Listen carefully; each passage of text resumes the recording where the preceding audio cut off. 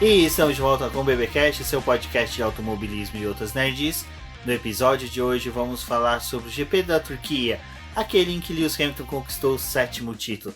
E aqui comigo está a Débora Santos Almeida. Olá, amigos, sejam bem-vindos a mais este podcast. E bom, né, assim, o pessoal ali jogou um sabãozinho na pista, né, foi algo bem complicado essa corrida aí, viu? Bom, mas antes de prosseguirmos com o episódio, vale lembrar do pessoal do nosso programa de apoios, do financiamento coletivo e contínuo do Boletim do Paddock. Bom, esse financiamento é aquele que proporciona o Boletim do Paddock permanecer ativo, principalmente o pagamento dos servidores, entre outros plugins e serviços que nós utilizamos no site. Recentemente, para quem acompanha nossas lives, viu que mudou até o layout, a forma com que ele é apresentado, pois conseguimos aí adquirir um software que pode proporcionar uma live um pouco mais interativa. Então agradeço a todos os apoiadores, e se você está ouvindo o BBcast e não é um apoiador do Boletim do Paddock, peço que considere ser e verifique no link do post a nossa campanha e veja em qual modalidade você melhor se emprega. Bom, pessoal, e vocês também podem conferir o nosso canal lá do YouTube, como o Rubens disse. Nós estamos tendo live lá às terças e quintas-feiras e tentando disponibilizar outros vídeos ao longo da semana. A gente ainda está trabalhando nessa programação aí para poder trazer mais conteúdo para vocês e atualizações sobre as corridas, sobre a Fórmula 1 e outras categorias. Então fiquem ligados por lá e também se inscrevam no nosso canal, é www.youtube.com/boletim do Paddock, e vocês podem se inscrever lá no nosso canal.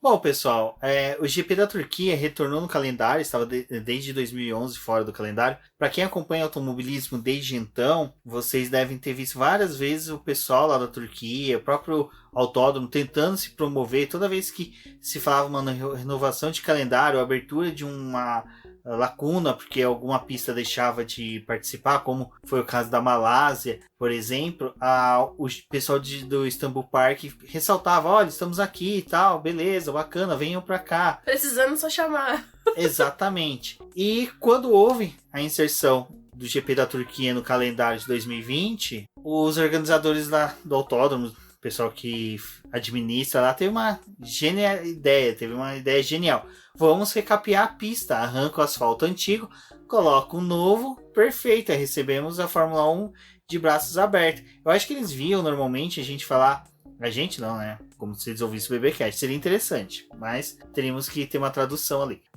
Falando que, olha, tal pista recebeu recapeamento este ano, tal pista foi feito recapeamento recentemente.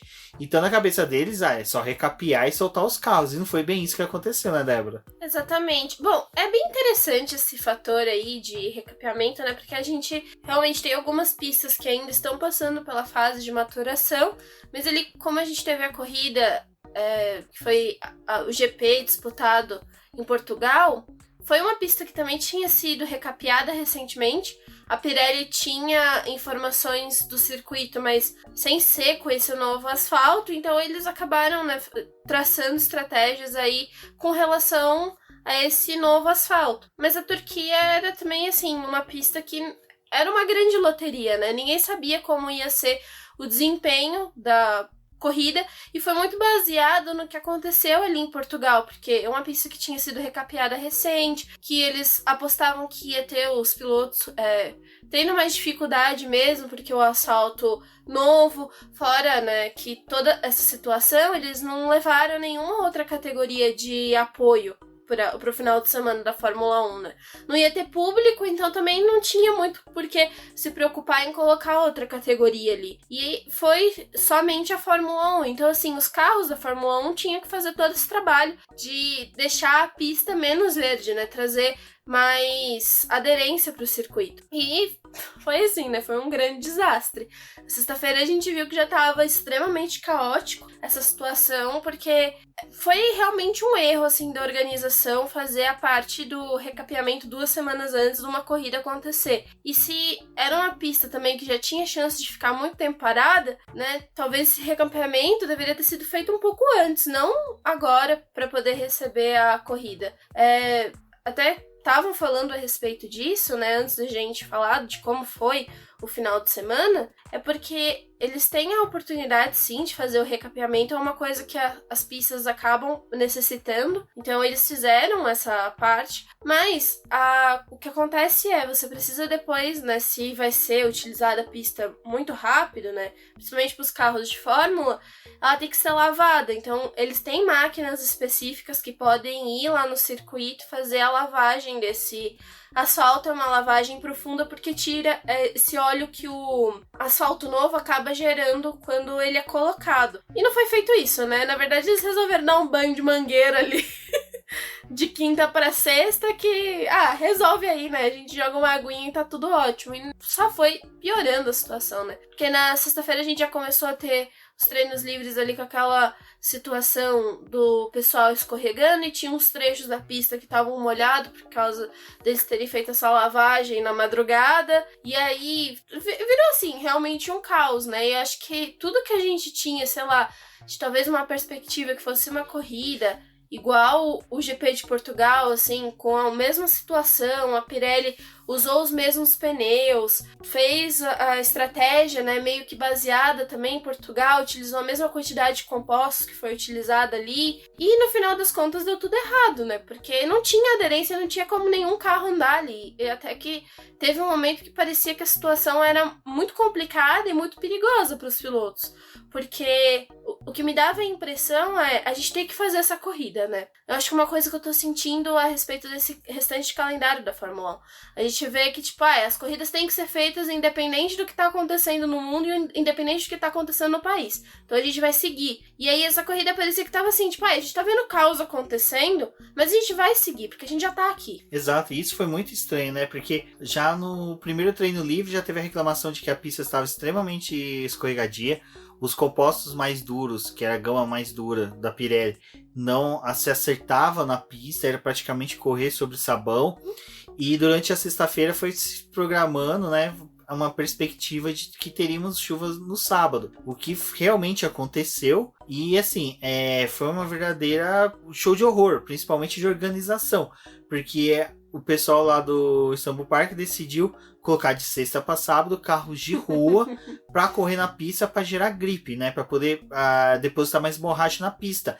Sendo que a gente tinha toda essa questão do asfalto ainda ser novo e tá tendo essa questão do óleo ainda continuar saindo. Então, mesmo que esses carros permanecessem correndo ali, eles não iam gerar gripe, eles não iam depositar borracha suficiente, porque, primeiro, o pneu de carro normal de rua, ele não se destrói, não se decompõe na pista da mesma forma que um pneu de Fórmula 1 ou de até mesmo forma de outras categorias. E tem outra coisa também, o pneu de carro normal, ele tira a borracha. Ele não deposita borracha no asfalto. É diferente.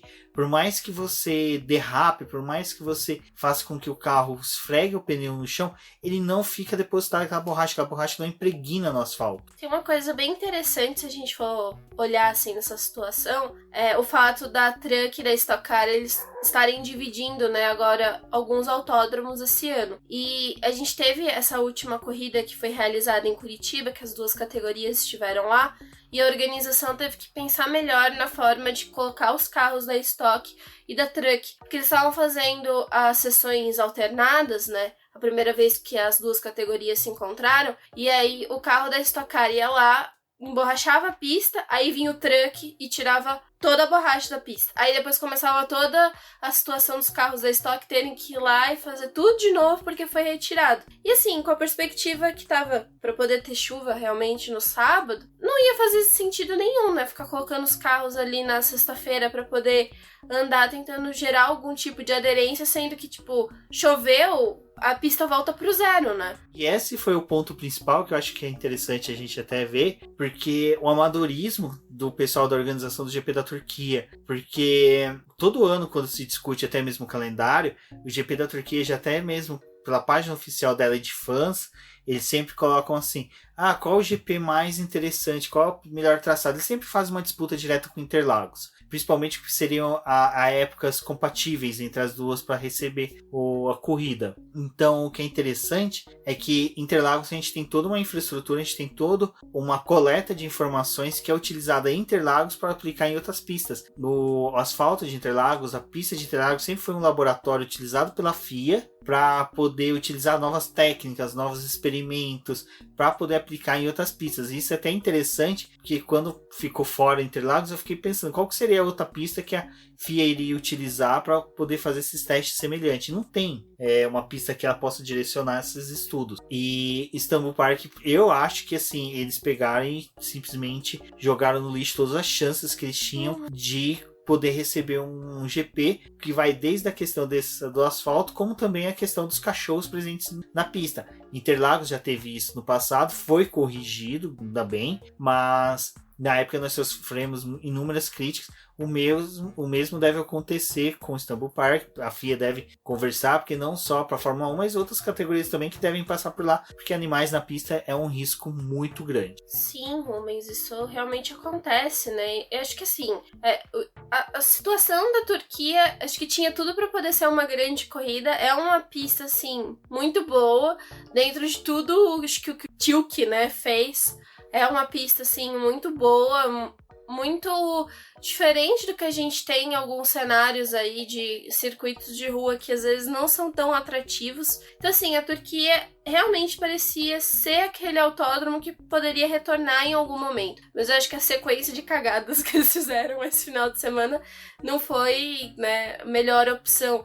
E, nossa, acho que assim, a gente pode listar várias coisas que aconteceram esse final de semana que coloca, né, tipo, um ponto de interrogação nessa corrida, né, que aconteceu aqui. O fato dos cachorros, assim, tipo, são animais que acho que já moram no autódromo, eles têm até aquelas etiquetinhas na orelha, acho que identificando que eles são animais ali ou alguma coisa assim, e eles ficam ali, só que eles acabaram, né, alguns indo pra pista, estavam ali em situação de risco, é uma situação para eles de risco e pros próprios pilotos, então é algo muito complicado, não sei como isso poderia ser resolvido, até porque a gente sabe que o Brasil também, né, tem vários problemas com animais de rua e animais que ficam em situações, assim, expostas. Mas o autódromo é um lugar muito perigoso, então eu não sei como essa questão poderia ser resolvida. Mas a gente também pode lembrar de outros animais aí que acabaram aparecendo na pista e nem eram, né? Tipo, cachorros mesmo, né? Tipo, já teve marmota, já teve aquele dragão de Komodo, né? Um monte de coisa assim, que às vezes acaba acontecendo, até porque, né, o espaço, às vezes, do autódromo contribui, né? Dependendo do lugar que ele tá situado. Mas acho que também teve uma outra coisa que acabou chamando a atenção, foi o fato da grua tá removendo o carro e, tipo, a bandeira amarela aí continua os trabalhos, não tem nenhum problema. Tipo, a gente já teve a situação lá no GP do Japão, que o Julius Bianchi morreu por conta de uma coisa muito parecida, e acho que na Turquia não deveria nem ter cogitado a possibilidade de ter deixado os carros continuarem na pista, porque era uma situação que, tipo assim, o carro tava rodando com velocidade baixa, né? Não era nem o pessoal tava acelerando, tipo, poderia acontecer qualquer coisa e até coisa pior, né? Então, assim, acho que foi um final de semana que teve vários erros e que poderia ter acontecido algo muito pior, um acidente muito pior, mas os abandonos que a gente teve foi mais por conta, né, de problema no carro, um piloto ou outro que tinha rodado, parado ali na brita, mas não foi nada um acidente tão grandioso, né? Tipo, mas eu acho que poderia ter acontecido, né? Por sorte não tivemos nenhum acidente grave, até foi bem surpreendente. Eu acho que os pilotos realmente até conduziram com bastante cautela nos treinos livres, classificação e corrida. Bom, mas no resumo da ópera, os treinos livres conseguiram ser realizados, bem ou mal, com todas as incertezas que ocorriam. Chegamos para o quali, né, Débora, no sábado, que foi, assim, debaixo de muita chuva. Aquele óleo realmente saía bastante, porque você via que até na hora que entrou aquele caminhão para poder ver se escoava o óleo, você via que a água saía bem suja, bem preta, né? Bem impregnada, assim. Os carros também, né? Eu até comentei com você, falei, nossa, olha como que os capacetes estão sujos, né? Porque levantavam muito desse óleo e ficava grudado, né? Em todo o carro, no capacete. Ficava muito parecendo com os carros da década de 90, 80, que é o volume do escape, componentes de óleo, combustível no escape dos carros elegantes. Então você pega fotos, vamos supor, que nem da Benetton, do Schumacher, nas temporadas 94, 95, por exemplo, que são as mais recorrentes que a gente vê hoje em dia, que é bem compartilhado. Você vê que os carros estavam bem impregnados com esse óleo. E realmente, uma das fotos mais marcantes é do capacete, né, do Lando Norris, que por ele ser aquele verde marca-texto, você vê que até esse brilho fica apagado, né, fica anulado. O carro do Lewis Hamilton, que é um preto reluzente, estava totalmente ofuscado. Mas no treino classificatório, né, Débora, que foi um treino até mesmo longo. A gente teve paradas por bandeira vermelha, não em decorrência de acidente, mas simplesmente porque a pista estava totalmente assim inutilizável pelos pilotos em decorrência da chuva e do óleo presente na pista. Tirando que entre a curva, salvo engano, 7 e 8 e a 11 e a 12 também tinha um empoçamento de água, né? A água ficava empoçada e uma presença de água abundante com esse óleo que prejudicava o treino. Assim, né? Com toda essa adversidade que a gente já tinha tido na sexta-feira, mas foi numa pista seca, o sábado, com essa chuva, acabou prejudicando, assim, bastante a classificação. E chegou um ponto que, como eu falei, né, eles estavam muito determinados a cumprir o cronograma do final de semana, né, independente da forma como ele fosse ser realizado, eles estavam querendo dar continuidade ali para as sessões.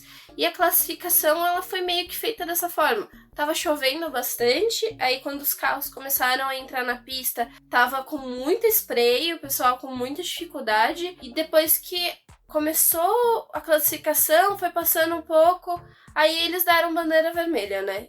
Pararam a corrida, e aí ficou aquela coisa, né? Tipo, vai voltar, não vai voltar, vai usar os tempos do terceiro treino livre, mas eu acho que assim, era mais uma ânsia da gente, né, que acompanha a categoria, do pessoal que é fã, tentando descobrir o que ia acontecer, porque, de certa forma, até aquele momento ali, parecia o mais sensato cancelar essa classificação e deixar. E aí ficou, né, a sessão interrompida por mais de 30 minutos. E teve aquela janela de tempo ali que parou de chover, aí entrou esse caminhão pra poder fazer a limpeza na pista e ficou aquela coisa, porque o caminhão também não tava limpando porcaria nenhuma, porque tava tentando fazer um trilho sem sentido ali, aquele trilho que ele tava tentando limpar, tava um negócio muito bizarro. E aí eles falaram, não, agora a gente vai continuar a classificação, mesmo tendo, né, a possibilidade de chover de novo, vai assim mesmo. Liberaram a pista, o Grosjean rodou. E assim, esse primeiro contato ali com essa classificação, esse Q1,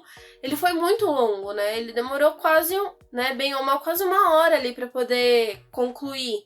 Então, assim, eles foram indo, e acabou que a gente tinha uma mudança muito grande de posição, porque quando eles entraram, não era aquela classificação normal que eles saem, dão uma volta, para nos boxes e coloca outro pneu.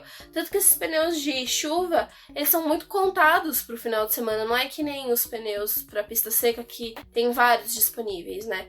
Pirelli dá um número limitado, até porque tem pistas que acabam nem utilizando esses pneus. E, tipo, e eles continuaram dando volta. E aí acabava que os tempos iam reduzindo. Mas, cara, é muito doido, né? Porque a classificação... Tipo, os tempos virando 1,50, 1,52, 1,57, tipo, era tudo número alto. Né? Tanto que no Q1 foi o período do treino classificatório que eles mais utilizaram composto. Eles tiveram cerca de 4 trocas, enquanto que no Q2 e no Q1, no Q3 foi... o Q2 foi mais um só composto, em decorrência também das bandeiras vermelhas e da paralisação, mas já no Q3 foi aquela, deu uma volta com o pneu azul, que é o de chuva extrema, viu que dava para usar o intermediário, o pessoal foi fazer a volta rápida de intermediário. E nem isso, né? Porque, assim, foi... voltando ao assunto loteria, né? Que o final de semana foi realmente uma loteria. A escolha dos compostos não era aquela mesma coisa, aquela regrinha, né? Tipo, a gente vai usar o pneu vermelho no Q1, porque ele vai dar uma volta melhor, aí no Q2 a gente coloca o pneuzinho amarelo ali, pra poder tentar fazer uma corrida com um stint mais longo, e aí no Q3 a gente volta pro pneuzinho vermelho, porque ele vai dar uma volta melhor. E ainda assim, esse ano a gente tá vendo que nem sempre o pneu vermelho mesmo, né, é o adequado para classificação. Tem carro que acaba rendendo realmente com um pneu com composto um pouco mais duro. E nessa classificação a gente teve muito disso. Porque ali eles começaram, o pessoal que tentou arriscar, né, no início da classificação com pneu intermediário viu que não era possível, porque realmente tinha que usar os pneus para chuva extrema. E aí eles foram avançando durante a classificação, optando por esse pneu. E quando eu falo que foi a grande loteria aí, é porque a gente teve a Red Bull e a Racing Point em estratégias que pareciam ser diferentes e acabou mudando muita coisa. Porque o Stroll, ele começou o Q3 com o pneu faixa azul, e aí a Racing Point já estava testando o intermediário com o Pérez. Eles viram, o Pérez, eu acho que ele vai conseguir dar uma volta legal. Ele vai continuar na pista, a gente vai fazer a troca do Stroll. O Stroll foi e trocou. A Red Bull tentou fazer a mesma coisa, né? Tipo, já que tá funcionando com a Racing Point, a gente tá indo bem, vamos colocar o pneu intermediário pra poder tentar a volta. E aí, quando eles viram a cagada que eles fizeram, já não tinha mais como consertar. Porque o Verstappen não conseguia acertar a volta ali com esse pneu intermediário, não conseguia a mesma aderência que ele tava conseguindo com o pneu azul e já não tinha mais tempo pra ele poder trocar. Então, a Racing Point acabou se saindo melhor por essa situação. Então, não era... A gente viu isso na corrida e viu também durante a classificação que não era uma coisa que você tinha como atestar que aquilo ia funcionar. Tipo, não era porque tava funcionando com o coleguinha que ia funcionar com você também. Porque realmente estava dependendo do desempenho dos carros e do desempenho que aquele pneu estava tendo no carro específico.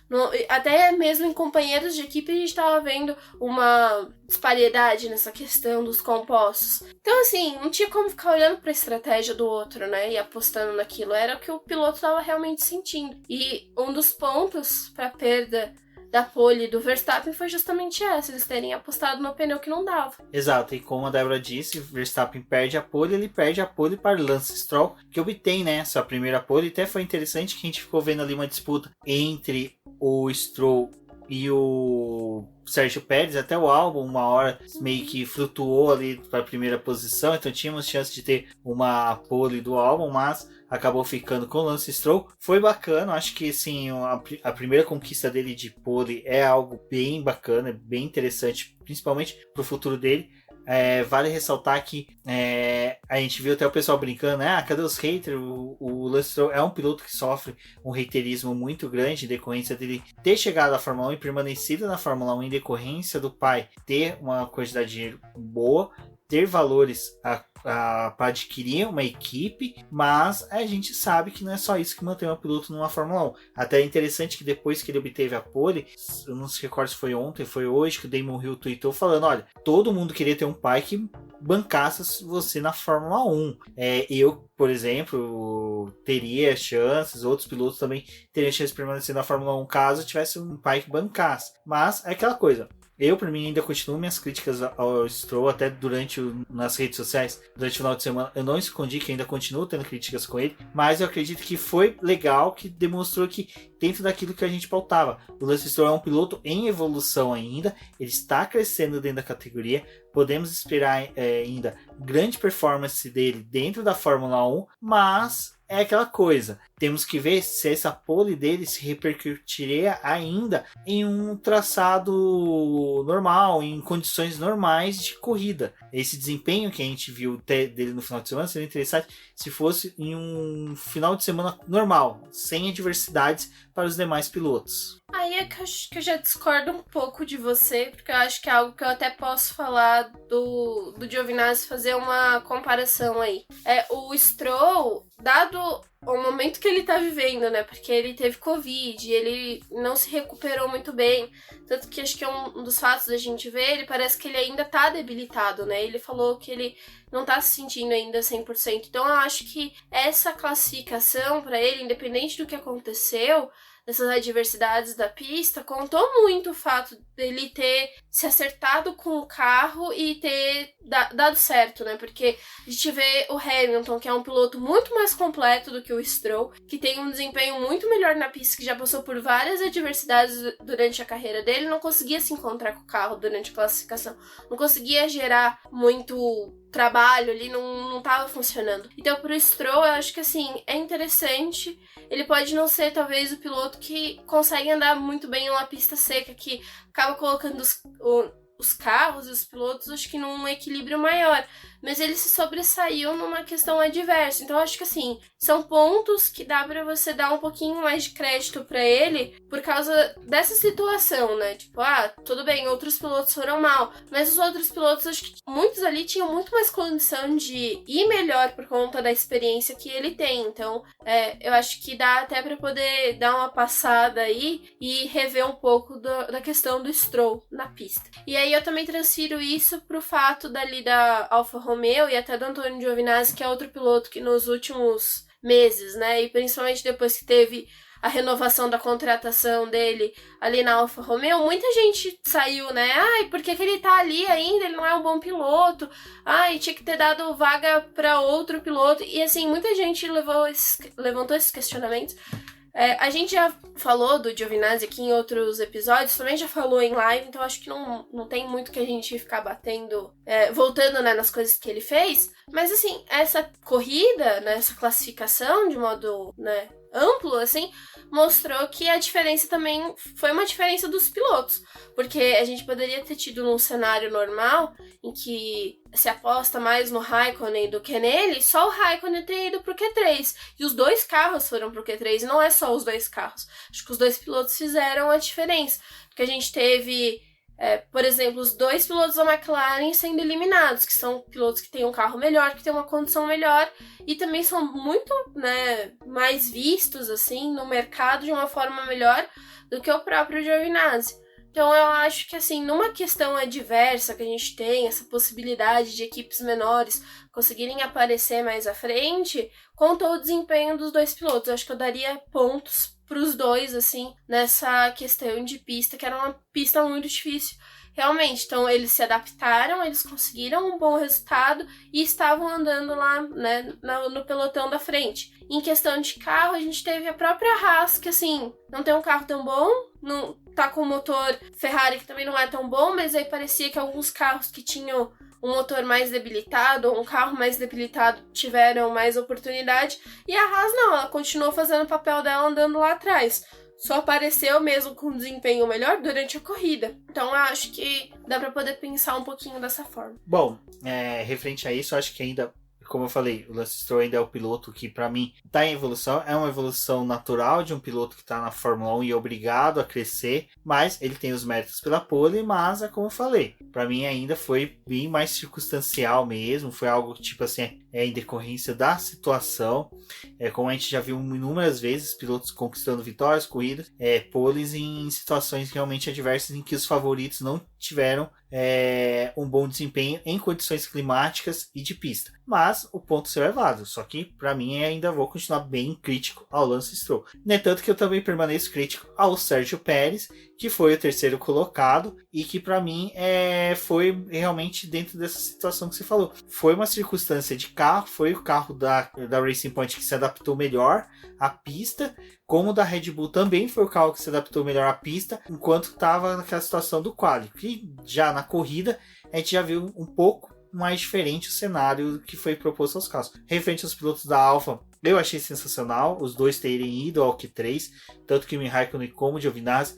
Deu uma mexida bem bacana nesse quadro. Infelizmente as duas Ferraris ficaram fora junto com as duas McLarens, as duas ficaram no Q2, então... A gente também teve os carros da AlphaTauri, né, que não teve... Assim, apareceram... Não, na verdade, não apareceram durante o final de semana, a gente praticamente nem viu eles correndo, né. A única hora que eu acho que apareceu foi uma hora que o Kvyat começou a dar risada, que a pista estava muito escorregadia, e ele falava que parecia que ele estava pilotando no gelo.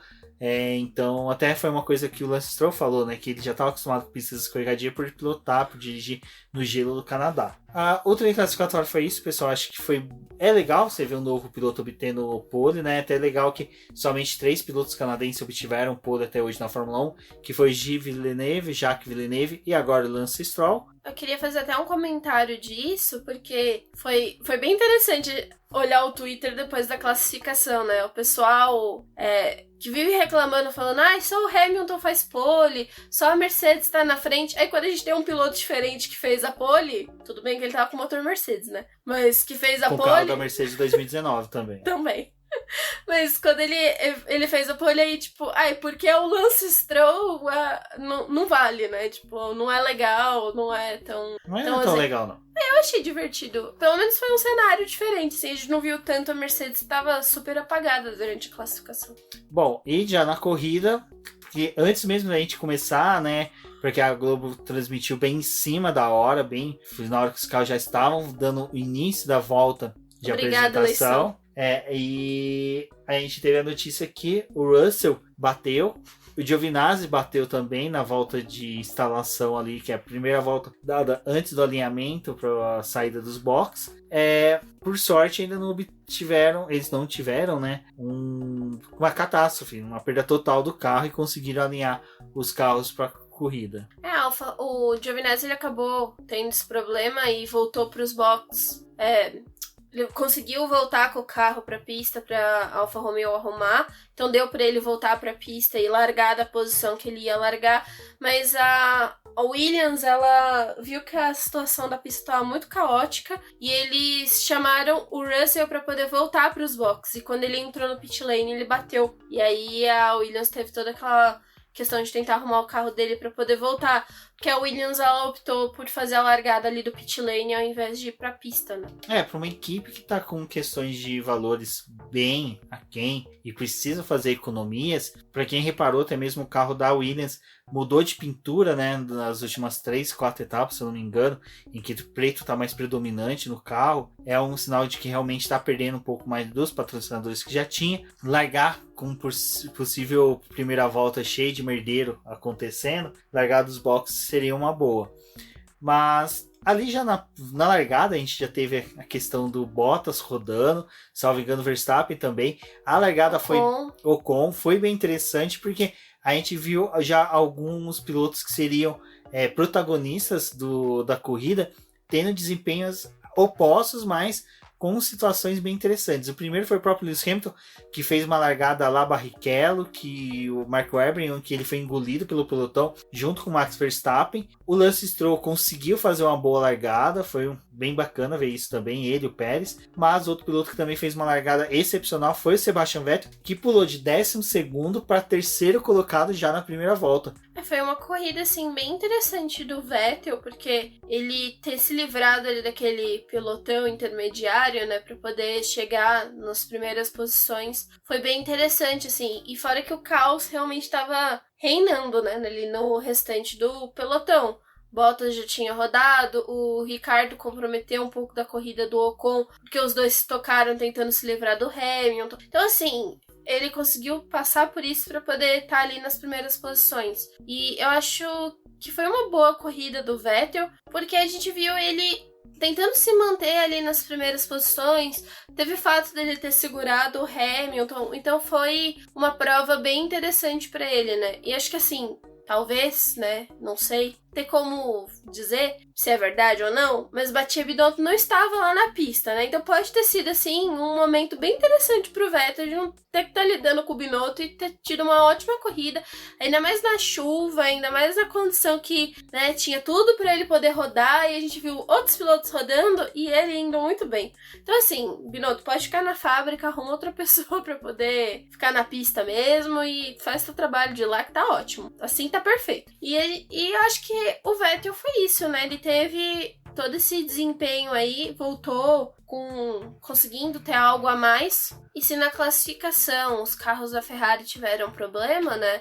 na corrida eles se mostraram outro carro completamente diferente. E tem um fator muito interessante, depois da conclusão dessa corrida, que o Vettel conseguiu ir pro pódio e o Leclerc ficou com a 4ª posição, foi a maior pontuação da Ferrari no ano. Eles conquistaram 27 pontos, tipo, até então eles não... A maior pontuação deles acho que foi no primeiro GP, que eles conquistaram 19 pontos. Então, tipo, Binotto, nem volta mais, meu filho. Já fica onde você tá, porque é melhor mesmo. Não, mas é uma questão até mesmo de que eu já fui muito crítico ao Binotto, de quando até mesmo ele foi nomeado. Eu falava, gente, o Binotto é um cara técnico, ele é um engenheiro, ele pode ser um cara excelente para a Ferrari, mas ele é um excelente engenheiro, comandando a equipe, falando sobre a equipe, nem sempre tem que ser um cara engenheiro. O Arriva-Bene era muito mais, né? Ele era o cara do marketing, era muito mais, assim, tipo, despojado, né? Acho que ele tinha mais jeito até às vezes, né? de Tanto lidar. que o Arriva-Bene, ele caiu por causa da questão dele apontar os erros das pessoas e apontar culpados. E isso o pessoal dentro da Ferrari não gostou muito. Mas ele não saiu porque ele era ruim, porque ele não estava tendo desempenho. Porque o Matias porque era o melhor ano, né? Eram os melhores anos. Foram os últimos melhores anos da Ferrari. Foi porque simplesmente ele estava incomodando pessoas, como o próprio Mattia Binotto, de que as pessoas erravam, ele falava, não, quem errou foi o engenheiro, foi o chefe de departamento X, então o Arriva-Bene caiu por causa disso. Outra coisa era a teimosia dele de não querer promover o Leclerc, porque ele julgava que o Leclerc ainda era um piloto muito jovem para subir para a Ferrari, ele acreditava que ainda poderia permanecer pelo menos mais 1 ou 2 temporadas com o Kimi Raikkonen. Não sabemos se foi uma escolha certa ou errada, mas pelo menos aqui o Binotto não é um chefe de equipe de comando pessoal, de tato pessoal, pelo menos para mim eu tenho essa sensação. Eu acho que a Ferrari deve ter trabalhado de uma forma muito mais harmônica esse final de semana. É lógico, a gente entra dentro daquele cenário que agora há pouco eu critiquei o Lance Stroll, que ele correu numa situação atípica a GPs normais. Mas eu vejo que a Ferrari errou menos em questão de estratégia. O pitstop também não foi tão caótico que nem costuma ser, né? Eles tiveram aquele probleminha no pitstop do Vettel, mas eu acho que foi algo menor dentro da temporada que a gente viu, né? Deles simplesmente o carro ficar parado, porque 2 pneus tiveram problema para poder ser trocado. Os carros não... A gente não teve o Vettel rodando tanto quanto o habitual. O Leclerc não errou tanto. Tudo bem, ali na corrida, na volta final, em que ele perdeu a posição pro Vettel, cara, eu acho que já era uma situação muito crítica, em até disputa de segundo lugar. Eu acho que ali foi um erro banal que qualquer outro piloto poderia cometer. O Verstappen cometeu, né, na corrida, algo muito parecido com o que o Leclerc fez. Então, eu acho que o final de semana da Ferrari foi muito bom. E assim, é lógico, a gente tá discutindo. Acho que Bahrein vai ser um bom termômetro pra gente saber se realmente a presença do Mattia Binotto, porque é uma coisa que às vezes até compensa a Ferrari rever, se compensa a gente dar uma posição mais técnica pro Matias Binotto, ele dá um retroagir na carreira dele, mas ele possa exercer uma atividade mais técnica e a gente possa colocar um outro chefe de equipe, até o que estava presente nesse final de semana, para poder assumir essas funções que é de contato mais pessoal com as outras pessoas do que o próprio Mattia Binotto. E ele também tá reduzindo o contato dele ali na pista, né, com a equipe. Não é a primeira vez que ele vai não comparecer em uma corrida, né? Mas ele ainda tinha muito cargo de chefe de equipe ali dentro da pista. E antes do GP da Turquia, ele falou, mas eu vou estar na fábrica, mas eu não tô completamente isolado da pista, né? Eu ainda vou estar em contato com o pessoal. Mas eu acho que, assim, parece que foi uma relação um pouco melhor, né? A gente realmente tem que ver como é que vai ser no Bahrein, porque provavelmente a circunstância vai ser completamente diferente. Então, prestar um pouco de atenção aí em como que a Ferrari vai acabar trabalhando com os 2 pilotos. Mas assim, foi um bom final de semana dentro do quadro que a gente teve, a AlphaTauri não pontuando, teve os carros da Renault indo mal, teve todo esse cenário, né? A Ferrari acabou se sobressaindo. E ter os melhores pontos de uma temporada numa circunstância assim, acho que foi bem interessante. Até porque, durante os treinos livres, eles estavam aparecendo entre os primeiros. Tipo, dava a entender que eles realmente estavam utilizando a diversidade da pista, de ser uma pista muito escorregadia, para poder ser favorável à questão do próprio motor deles, né? Porque, assim, a gente via a Mercedes tendo o problema do carro sambar muito na pista, porque o motor despejava toda a potência ali nas rodas traseiras e aí o carro rodava. E a Ferrari não, né? Como ela tem uma deficiência maior ali com os motores, ela tava numa situação diferente. Tipo, não tinha todo aquele despejo de potência ali e acabava dificultando para eles poderem dirigir. E até mesmo acho que aconteceu algo mais parecido ali na Alfa Romeo, que ela deu uma avançada nos treinos livres, na classificação, acho que muito por conta disso, né? E na corrida a gente teve esse momento da Ferrari, assim, que foi bem interessante. Outra coisa que é interessante dessa visualização da corrida como um todo, da questão até mesmo da Ferrari ter conseguido um bom desempenho na pista, eu acho que hoje é um dia bem legal para poder rever algumas coisas que até eu mesmo falo aqui no BBcast e nas lives, que nos últimos GPs eu estava sendo bem crítico à dupla da McLaren, que não conseguia fazer corridas de recuperação. A gente via eles cometer algum erro, ou até mesmo largar lá de trás e ficar chafurdando na lama das posições que não ganha pontos. E dessa vez não, dessa vez os dois pilotos da McLaren conseguiram evoluir na corrida, conseguiram ter bons desempenhos. Eu ainda acho que o Lando Norris é um piloto que ainda falta um amadurecimento dele, de ter uma noção de que na corrida ele tem que dar tudo de si, ele tem que ser um pouco mais nervoso, ele tem que ser um pouco mais audacioso nas corridas deles. Eu acho que ele ainda tem muito aquele molequismo que tem que perder. Eu acho que o Lando Norris é um piloto que tem que ficar mais centrado. Se ele é realmente um piloto de Fórmula 1, ele é um piloto de game. Então essa, pelo menos, é a minha visão que eu tenho do Lando Norris. Carlos Sainz foi muito bacana, conseguiu um tremendo desempenho. Por 10 pouquinho, posições. por pouquinho, ele não consegue ali até a posição do Leclerc, até por questão de metros. Então foi bem legal ver a corrida dos dois. Pro campeonato de construtores, que a gente vai comentar um pouquinho mais à frente, foi essencial essa corrida dos dois. E no final ali, até da corrida da McLaren, foi interessante ver o Lando Norris despejando voltas rápidas. Aqui até eu vi o pessoal renovando o meme, que é aquela do Lewis Hamilton jogando voltas rápidas, né? Foi o Lando Norris que, mesmo ali faltando acho que 20, 30 voltas, ele começou a fazer uma volta rápida, alternava com outro piloto, pois ele fazia e ficou fazendo a volta mais rápida consecutivamente. Foi bem, bem bacana ver isso por parte do piloto da McLaren. Sim, a gente teve essa mudança aí de cenário. Para a McLaren foi muito bom porque a classificação deles foi um desastre e aí depois ainda os dois pilotos foram punidos. Então gerou assim toda uma incerteza e eu até comentei com o Rubens, eu falei, cara, essa corrida pra McLaren vai ser muito ruim, porque os pilotos já vão estar largando na situação de recuperação, porque eles estão ali fora da zona de pontuação, então eu realmente acreditei que eles iam terminar a prova daquele jeito, mas teve a diversidade ali. A McLaren também se beneficiou, né, do problema da Renault ter tido toque ali no começo, o Bottas ter caído para as últimas posições e não ter se recuperado mais na pista, ter ficado por lá mesmo. Então, assim, eles tiveram esse ganho de algumas posições por problema dos outros pilotos, mas também teve o fato de que, assim, o Carlos Sainz e o Lando Norris, eles fizeram algo que não estava funcionando para outros pilotos, que não funcionou justamente para o Max Verstappen, que é um cara que, né, tava mostrando que poderia ter um bom desempenho e perdeu o pódio dele simplesmente por tentar ultrapassar o Pérez no momento que não dava e ter pegado a pista pelo lado mais, né, úmido e ter comprometido a volta dele. Depois ele rodou mais uma vez, o Albon também rodou.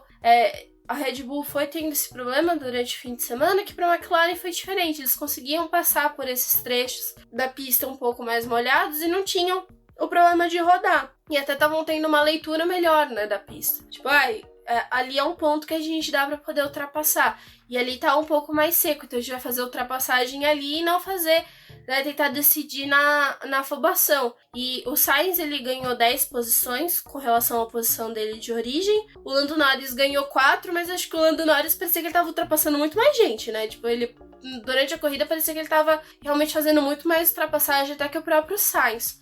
Então foi uma boa corrida para a McLaren e o que eu tô gostando dessa parte do campeonato é que, ignorando o fato ali que a Mercedes já venceu o campeonato, Hamilton já decidiu o título, a gente tá tendo uma disputa muito intensa entre a McLaren, a Racing Point e a Renault.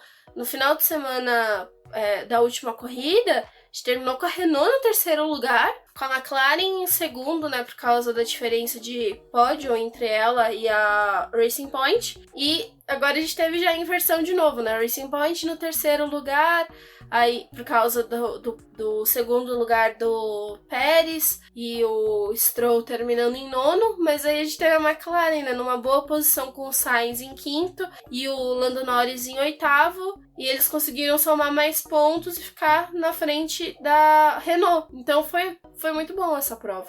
Se a gente já... Vamos dar uma passada rapidinha na questão dos construtores, para aproveitar o gancho, que ficou bem apertada essa disputa, porque a gente tem a Racing Point com 154 pontos, a McLaren com 149, então acho que a disputa do terceiro deve ficar realmente entre as duas. Temos a Renault e a Ferrari, com a Renault com 136 pontos e a Ferrari com 130. Deu um salto, né, com essa corrida. Sim, a Ferrari. Pontos. Não só a Ferrari, como o próprio Sebastian Vettel, né, que conseguiu pular, acho que para 33 pontos. Ele estava com 18, então esses 15 pontos do terceiro lugar auxiliou ele a dar uma distanciada ali. Até o pessoal tava brincando, né, que se o Hulk viesse mais uma vez para a Fórmula 1, ele conseguiria ultrapassar o Sebastian Vettel. Mas na questão dos construtores, a disputa entre para a terceira posição, eu acho que podemos ter chance da Renault pelo menos ultrapassar a McLaren? Pode, mas só que é mais fácil a McLaren, eu acho, que ultrapassar a própria Racing Point. A questão da volta rápida do Lando Norris deve fazer uma diferença, não é a primeira vez que ele obtém a volta rápida, e isso se torna interessante na Fórmula 1, principalmente no campeonato, porque a disputa ali, no final, eu acho que em Abu Dhabi vai ficar entre as duas equipes por diferença de pouquíssimos pontos. Então a volta rápida do Lando Norris, não só nessa corrida como em outras também, até do Carlos Sainz, deve fazer uma diferença. Agora a gente também tem que ver esse desempenho aí de como vai ser a Renault, porque a Ferrari estava mais grudada com a AlphaTauri do que com a própria Renault e deu esse salto aí nessa corrida. Então acho que é uma perspectiva interessante e realmente vai ser definido em quem conseguir colocar o carro entre os 10 e na melhor posição. E a gente sabe, né, que a McLaren ainda tem a dificuldade de terminar com os dois carros na zona de pontuação, então pode ser um problema para ela aí, mas é mais um problema para a Renault, porque a Renault também tá nesse mal de não conseguir colocar os dois pilotos pontuando. O Ocon é um piloto que tá deixando a desejar total. Eu acho que daqui a pouco eu vou parar de criticar o Stroll e vou começar a criticar o Ocon. Porque, gente, simplesmente o Ocon, eu não vi ele esse final de semana. Sabe, eu vi mais o cachorro ali, na Turquia do que o próprio Ocon. Acho que o Ocon, a gente viu o problema, né, do Ricardo ter tocado com ele ali e gerou o furo do pneu. E ele teve que fazer uma parada muito cedo. Então ele voltou pra pista naquela necessidade de precisar realizar a ultrapassagem numa pista que não estava apta para poder realizar. E ainda assim, até dá para dar um boizinho aí pro Ocon, porque ele terminou em 11º, né? Terminou muito melhor que o Bottas, que rodou também ali na primeira volta, né? E não teve a questão do pneu. Mas eu acho que assim, vai ser um final de campeonato muito interessante, e principalmente porque a Ferrari conseguiu chegar nesses 3 times que até então a gente achava que não ia dar certo, né? E realmente a perspectiva deles era terminar pelo menos uma posição à frente, ainda que eles possam usar o túnel de vento mais tempo se eles terminarem uma posição atrás. Para a Ferrari talvez dosar essa questão seja interessante. Bom, voltando para a corrida, a gente teve essa questão que a Débora até comentou agora do Bottas, que fez uma corrida pífia. Simplesmente aí eu acho que é uma hora que entra os haters mesmo de querer cobrar um segundo piloto muito bom para a Mercedes, mas foi legal até mesmo que na transmissão eles levantaram isso, né? Que o Alan Prost falou pro Toto Wolff, falou, cara, não me mantém 2 pilotos fortes na equipe, como se também o Toto Wolff já não lembrasse disso na época do Rosberg e do Lewis Hamilton, mas só que todo mundo sabe, 2 pilotos geniais numa equipe não dá certo, sabe? É coisa que um acaba anulando o outro, na minha opinião, ou um vai se sobressair ao outro, mas de uma forma meio catastrófica. E a gente já viu isso acontecendo. O Lewis Hamilton já é um piloto que já teve essa experiência no passado. Eu acredito que ele não queira repetir. E é até legal da gente falar de experiência do Lewis Hamilton, que daqui a pouco a gente vai comentar sobre a vitória dele. Eu acho que hoje o Lewis Hamilton mais cabelinho branco, vamos pôr dessa forma, acho que contou muito mais para a vitória dele do que o piloto aguerrido que ele sempre foi, que inúmeras coisas, vai.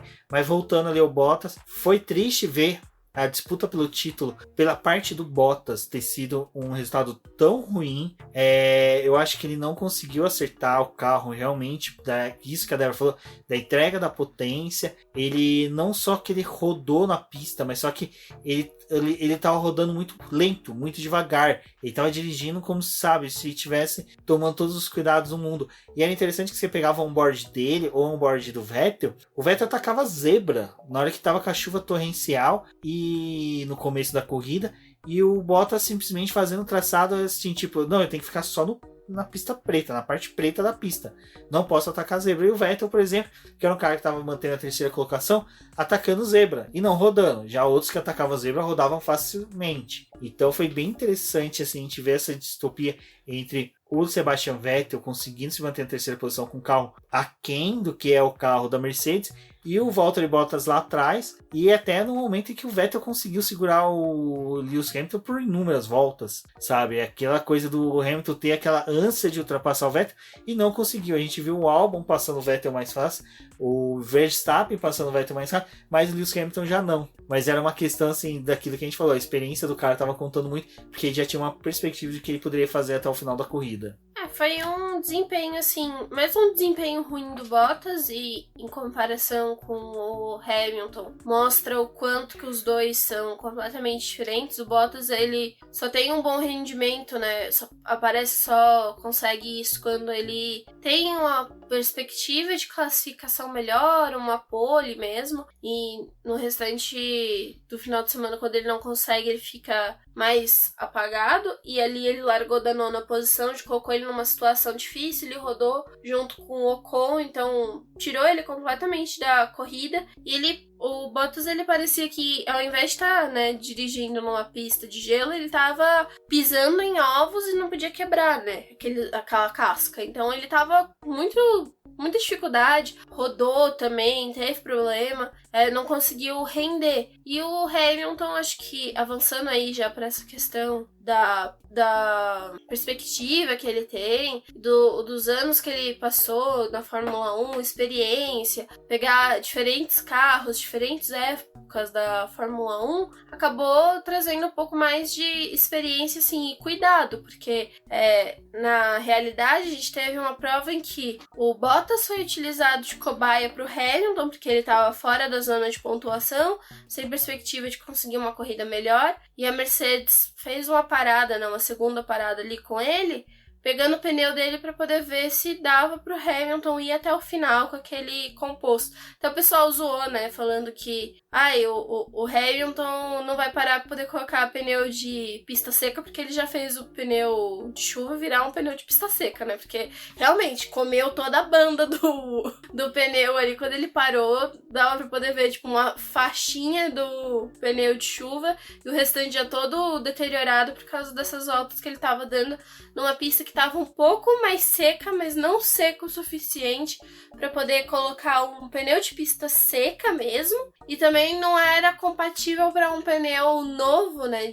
para pista molhada. Então, assim, ele dosou, né, essa experiência, e realmente a opção de não parar mais uma vez, apesar dele ter mais de 20 segundos de vantagem pro Pérez, contou ali, porque ir pro pit lane com o pneu da forma que ele tava era meio arriscado, né? Tinha tido o Russell que já tinha rodado no começo da corrida, mas assim, mesmo com os carros passando, não é o suficiente para poder drenar aquela água. Então ele permaneceu ali, fez uma corrida mais cuidadosa. Acho que o fato dele também ter desistido de atacar o Vettel para poder tentar conseguir a posição, acho que é um resultado que a gente estava vendo na pista, né? Muita gente tentando realizar a ultrapassagem, pegando um trecho muito molhado da pista e indo mal. E também quando tinha, assim, os 3 carros, né, que tava Vettel, Hamilton, Albon, a gente via como é que os 3 faziam a curva, né? O Vettel, ele conseguia fazer uma curva, assim, mais limpa, um jeito de tocar o carro mais limpo. Aí o Hamilton vinha com um pouco mais de dificuldade, você viu o carro dele dando umas patinadas e balançando um pouco mais. Então, ele chegava no Vettel, mas ele causava alguma coisinha, ele não conseguia realizar a ultrapassagem.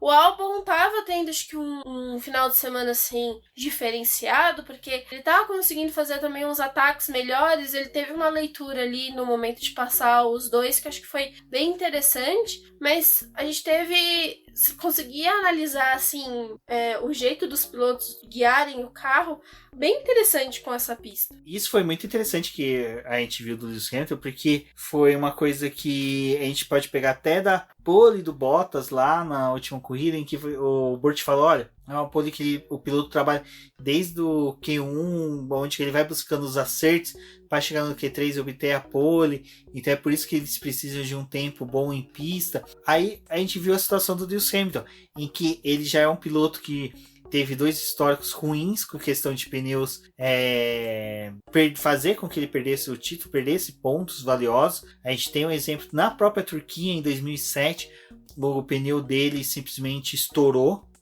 Eu tô tentando lembrar agora o motivo, se eu não me engano uma quebra da roda, alguma coisa assim na roda que prejudicou a corrida dele, mas só que na Turquia, na mesma pista, o pneu dele estourou. E no Japão, né, cara, GP do Japão de 2007, onde que ele ficou várias voltas com o pneu, e o pneu estava bem pior do que estava esse do GP agora da Turquia, o último realizado, e que a gente viu ali na hora que ele parou o carro, que o pneu, a metade interior do carro, do pneu estava slick total, só tinha alguns frisos ali nas bordas dele.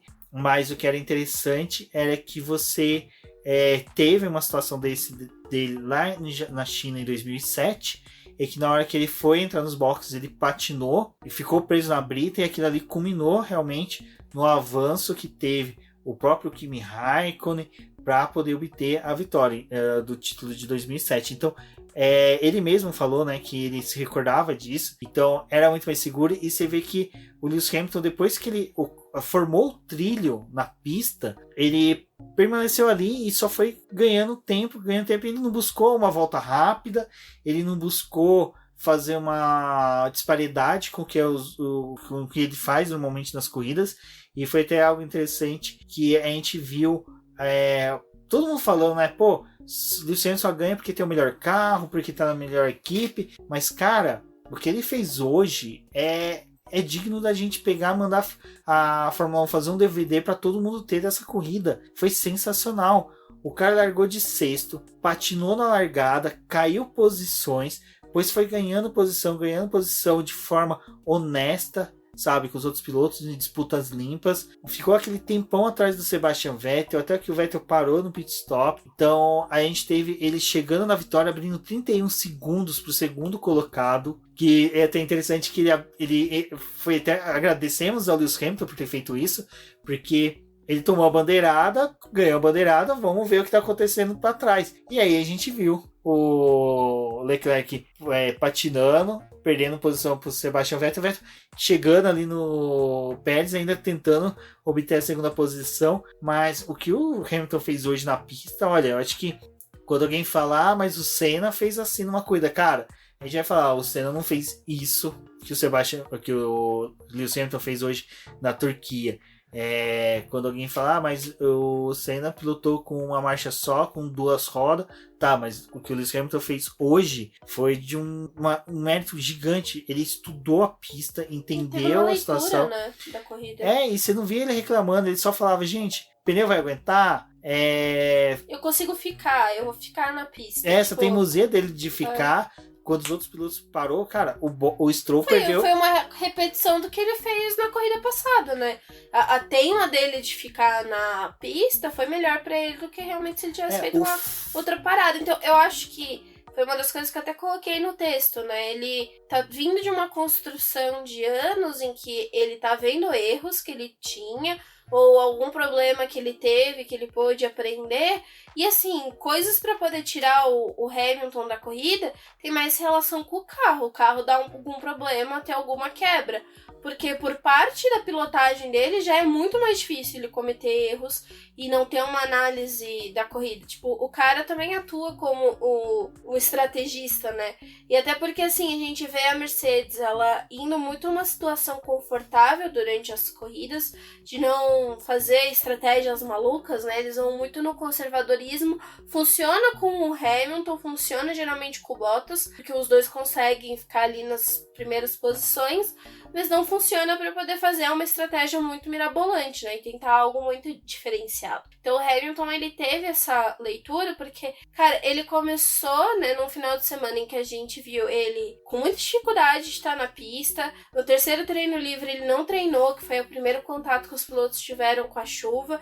Ali na classificação, completamente apagado, aquela largada ali do sexto lugar, tipo, era algo que você fala, putz, tá largando ali. Ele ia conquistar o sétimo título, né, por causa que tinha essa diferença pro Bottas, e fora que quando teve a rodada do Bottas, já jogou todo o título no colo do Hamilton, né, então assim, a gente tá, se você pegar, falasse no começo da corrida, putz, o Hamilton vai vencer hoje, você ia falar, mano, ele não vai vencer, ele tá no sexto lugar com dificuldade de guiar, o carro tremendo, super, ele não conseguia ultrapassar o Vettel, tipo, você ia falar, ele não vai ganhar, não tem como ele ganhar essa corrida, é impossível. E aí, tipo, cara, tem toda uma leitura da pista, né, diferente.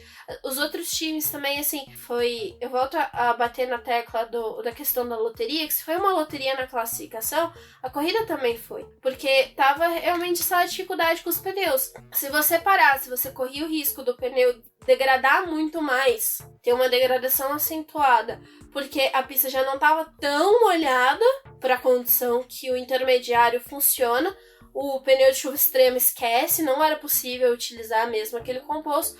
Não era uma pista que dava para poder colocar pneu de pista seca, tanto que a gente viu ninguém arriscar com ele, e o Vettel tava esperando, né, que alguma outra equipe arriscasse com pneu de pista seca, para aí sim ele colocar e ter essa ideia, estava funcionando para os outros times. E o Hamilton, ele viu, cara, eu vou parar para poder pegar um pneu de pista molhada que não me serve mais, porque na condição que tá eu não vou conseguir colocar a temperatura nele, e vou ficar aqui na pista e, tipo, agora eu vou pro tudo ou nada, porque ele realmente foi pro tudo ou nada, né? Ou ele vencia a corrida, ou ele ia realmente estragar com ela no final, porque tinha chance da chuva voltar na última volta, que aí é que tá a leitura que os pilotos têm na pista, né? Acho que o Pérez, ele tem uma leitura melhor em corrida do que o próprio Stroll, tanto que, assim, a Racing Point, ela perdeu boas chances esse ano de conseguir pódio por causa de estratégia cagada deles e realmente deles não permanecerem na pista.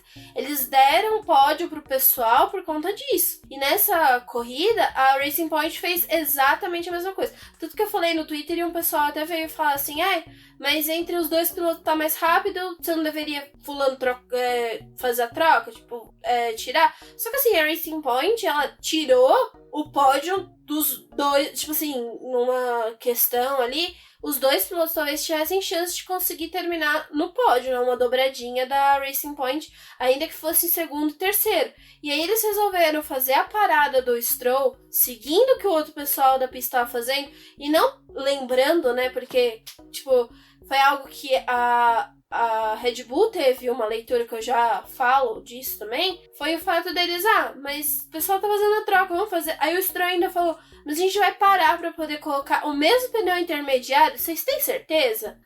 Temos, vamos fazer isso. Aí parou com o Stroll, e o Stroll foi engolido pelo resto do pessoal.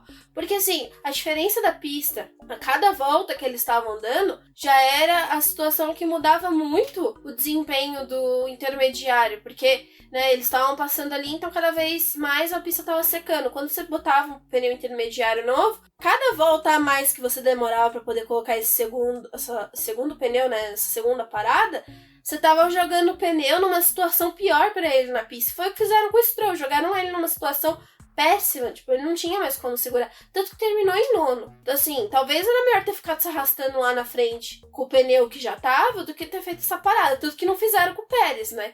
Tomaram vergonha na cara e resolveram não fazer pra poder não fazer a mesma cagada com a corrida do Pérez. E foi a mesma coisa ali com a Red Bull.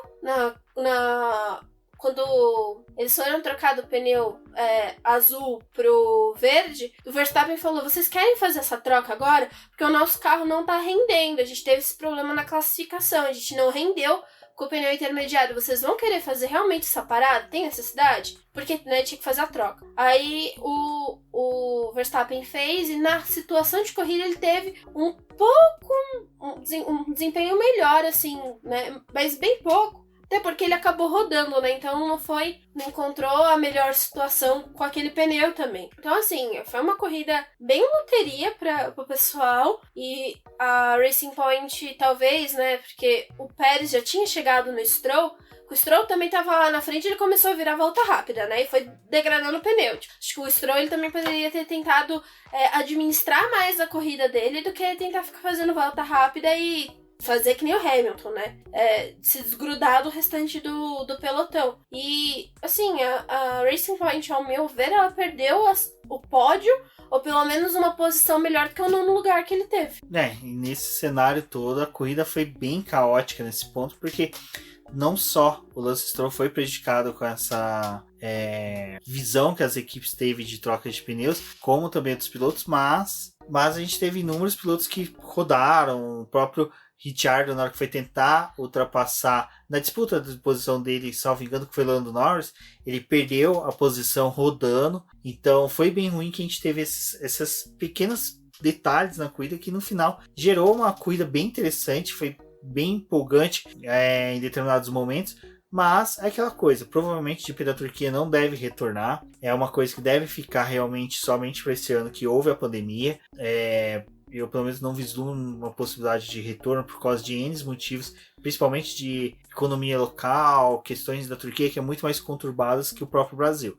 Sobre o Hamilton, só pra gente finalizar o assunto Hamilton, né? Eu acho que assim, num primeiro momento até pareceu um negócio assim meio, né? O Hamilton vai vencer de novo, mas se olhando em toda a questão que ele teve de leitura da corrida, era meio que inevitável ele ter uma boa posição na corrida, e até essa vitória foi uma construção realmente, a gente já falou sobre isso, mas eu acho que algo que fica bem interessante porque ele venceu a corrida e conquistou o 7º título, né? É uma situação muito melhor do que ganhar o título terminando numa 3ª, 4ª posição, né? Terminou muito bem, marcou aí, mas esse ano da Mercedes, que já tinha conquistado o título na corrida passada, agora o Hamilton fez essa marca e mostra essa história que os dois têm de muito desenvolvimento e de muito crescimento por parte da equipe e do Hamilton também. Ele fez todo um discurso muito bonito ali depois que ele venceu a corrida. Então acho que foi o grande ponto do final de semana e toda essa leitura que ele teve, algo que, assim, poucos pilotos ali na pista, a gente pode dizer que tem algo assim, ou que consegue explorar isso, né? Numa situação de corrida, muitos ali estão só mais desesperados tentando ganhar posição do que fazendo essa leitura mais complexa do circuito. Exato. Bom, foi legal que a gente obteve, né? A gente não. Lewis Hamilton obteve o 7º título dele. O 7º título veio em uma corrida caótica, em que ele se sobressaiu dentro de tudo isso que a gente falou dele. Provavelmente vamos fazer um programa só para falar desse título dele, de como foi construído, mas assim, é indiscutível de que realmente nós vimos a história ser escrita, porque ele igualou o Michael Schumacher com a apenas diferença de 4 vitórias a mais do que o Schumacher fechou a carreira dele. Lembrando que o Schumacher ainda teve a temporadas de 2005, 2006 que ele não obteve títulos, mas obteve vitórias. Então a gente tem ali números bem próximos desses dois pilotos em questão de número de vitórias e número de títulos. Até a construção da carreira dele em questão dos títulos é até interessante, porque Schumacher ganhou em 94, 95, depois só veio ganhar em 2000. O lapso temporal foi um pouquinho mais curto do que foi o do Lewis Hamilton da Fórmula 1 entre 2008 e 2014 com o primeiro título, mas assim, é indiscutível. Acho que os haters realmente devem estar sofrendo bastante hoje, porque não deu como apontar falhas em nada do que o Lewis Hamilton fez. Como a gente falou também, ficamos todos, eu vi uma alegria muito constante nas redes sociais pelo Sebastian Vettel ter chegado ao pódio. Foi bem interessante, a gente sabe da amizade do Vettel com o Lewis Hamilton, os dois serem bem próximos. Então na hora que o Lewis Hamilton estava ali no carro ainda, sabe, se recompondo de todo o sentimento, o Vettel ter sido um dos primeiros a chegar ali, o primeiro na verdade chegar ali, conversar com ele, cara, deve ter sido uma coisa muito gostosa, de que dois amigos nutrem uma amizade tão bacana, e que deve ter sido já foram adversários, né, em questão de disputa de título. Então a gente vê assim, brigas que a gente viu na pista, mas mesmo assim eles Tipo, termina a corrida e, cara, foi um baita de um pódio, né? Tipo, Vettel e o Hamilton. Até o Pérez. Que tá desempregado, a gente torce bastante para que ele consiga uma vaga. Eu mesmo, vocês sempre viram, eu sempre fui muito crítico ao Pérez, mas só que é aquela coisa, quando você olha o cenário da Fórmula 1, você vê os pilotos que podem chegar ao cockpit da Red Bull, você pensa, pô, mas o Pérez, se tiver com esse carro, vai fazer bastante, e é um cara que pode fazer frente ao Verstappen, seria bem interessante o Pérez ali na Red Bull. Vamos torcer para que seja escolhido o melhor piloto para dividir o box com o Verstappen, mas bom, pessoal, foi isso. O GP da Turquia foi bem legal, foi bem interessante. Bom, e já vamos convidando vocês a terça-feira teremos a live para discutir um pouco aí do que aconteceu no final de semana. Vai ser bem interessante. E na quinta-feira teremos o quiz, onde que eu e a Débora vamos responder as perguntas aí da Cíntia referente às 3 últimas etapas.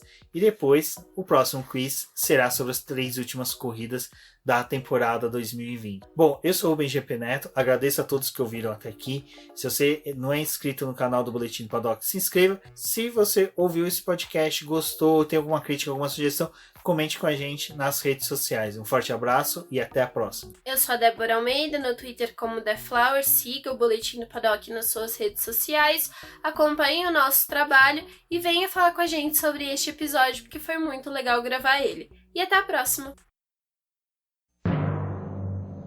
Ei, não desligue ainda não, temos um recadinho para você. Você conhece o nosso programa de financiamento coletivo e contínuo do Apoies?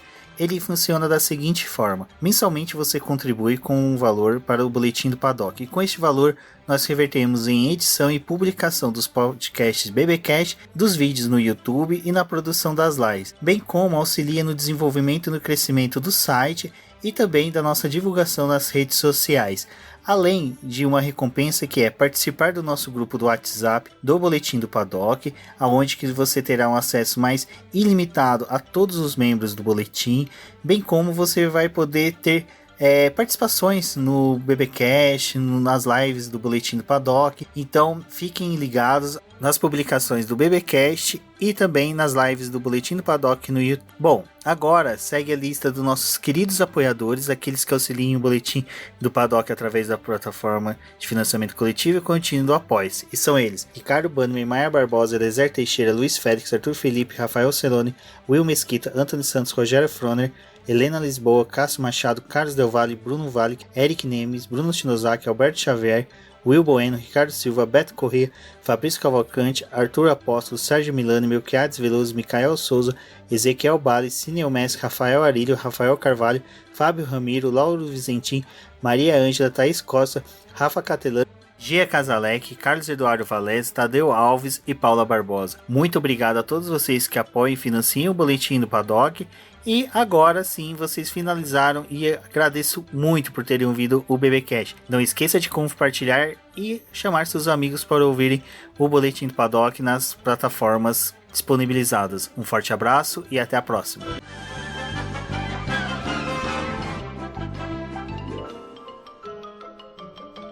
Isso é tudo, pessoal.